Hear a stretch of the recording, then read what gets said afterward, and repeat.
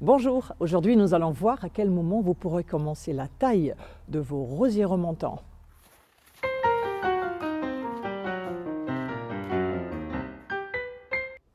Bonjour et bienvenue. Quand je suis arrivée à la roseraie du château de Canon cet après-midi, après une petite pause hivernale, j'ai constaté que beaucoup de rosiers avaient déjà commencé à former leurs premières feuilles ou avoir les bourgeons qui gonflent. Alors qu'ils devraient être en dormance, on est fin janvier, et ceci pendant un bon moment encore. Plusieurs facteurs jouent sur le moment du débourrement chez les rosiers, dont la température, et avant cette dernière vague de froid, nous avons connu des températures particulièrement douces, inhabituellement, ici en Normandie. Donc les rosiers ont peut-être tout simplement pensé que nous étions déjà au printemps. Et du coup, quand on voit ça, et dès le premier week-end un peu ensoleillé, on a déjà envie de sortir le sécateur et de débuter la taille des rosiers. Mais est-ce que c'est déjà le bon moment ? Mais pas de stress, vous avez largement le temps, ne faites rien. En règle générale, on vous dit d'attendre le mois de mars, et plus précisément la floraison des forsythias pour tailler vos rosiers remontants. Pourquoi les forsythias ? Tout simplement parce que ce sont des arbustes très voyants quand ils sont en fleurs. On aurait pu dire aussi, attendez la floraison des groseilliers à fleurs ou des spirées de Thunberge, sauf que le forsythia avec sa floraison jaune est un marqueur très visuel, donc c'est juste un truc mnémotechnique, il n'a rien à voir sinon avec les rosiers. Donc vous voyez des arbustes jaunes un peu partout, vous vous dites, ah, il serait peut-être temps que je m'occupe de mes rosiers. Mais est-ce que je ne peux pas commencer aussi un peu plus tôt, si par exemple je suis en congé en janvier, ou faire comme les jardiniers municipaux qui commencent la taille très souvent dès l'automne? Tant que le rosier est en dormance, il passe facilement l'hiver. Le vieux bois du rosier résiste sans problème à des températures en dessous de zéro, et les bourgeons, encore dans un sommeil profond, sont également protégés.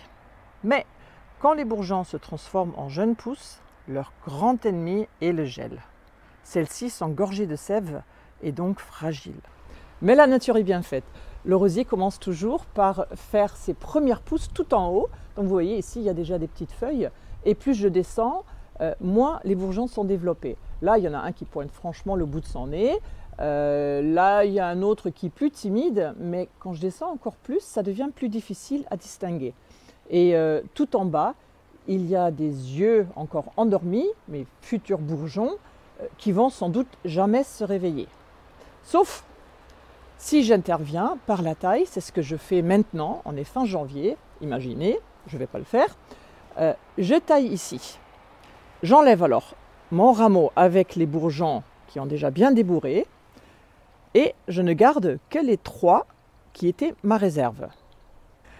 À la suite de ma taille, les bourgeons qui étaient donc tout en bas bien endormis vont se trouver tout d'un coup en tête de rameau. Et ça va les activer quand les conditions sont plus favorables. Et c'est eux qui prendront le relais et qui vont former les nouvelles pousses. Imaginez maintenant le scénario suivant. La semaine prochaine, il fait très doux. On a 15 degrés. Le rosier pense que le printemps est arrivé et ces 3 bourgeons qui étaient tout en bas endormis vont s'activer et vont sortir de leur dormance. Et ils vont devenir comme ça. Et donc, très fragile au gel. 3 semaines après, justement, il gèle. On est encore en hiver, on sera fin février, et il va geler fortement. Eh bien, malheureusement, toutes ces jeunes pousses qui seraient sorties trop tôt vont geler à leur tour. Et là, comme j'aurais taillé ici, eh ben, je n'aurai plus de réserve parce que tous ces bourgeons-là seront sortis, auront gelé, et je perdrai mon rameau entier. En conclusion, l'ennemi numéro 1 des jeunes pousses est le gel. Donc pour trouver le meilleur moment pour tailler vos rosiers remontants, regardez le climat de votre région. Si vous habitez dans une région où il ne gèle jamais, vous faites comme vous voulez. Rien ne vous empêche de tailler vos rosiers dès l'automne. Si vous avez des congés en janvier, février, où vous avez beaucoup de rosiers à tailler, faites-le en février. Mais là, vous pariez sur une fin d'hiver clémente.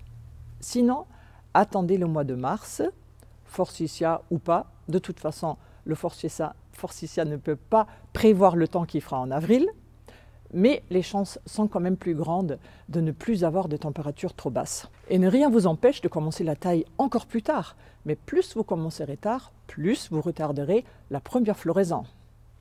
Nous constatons malheureusement tous que le climat devient de moins en moins prévisible et de moins en moins stable.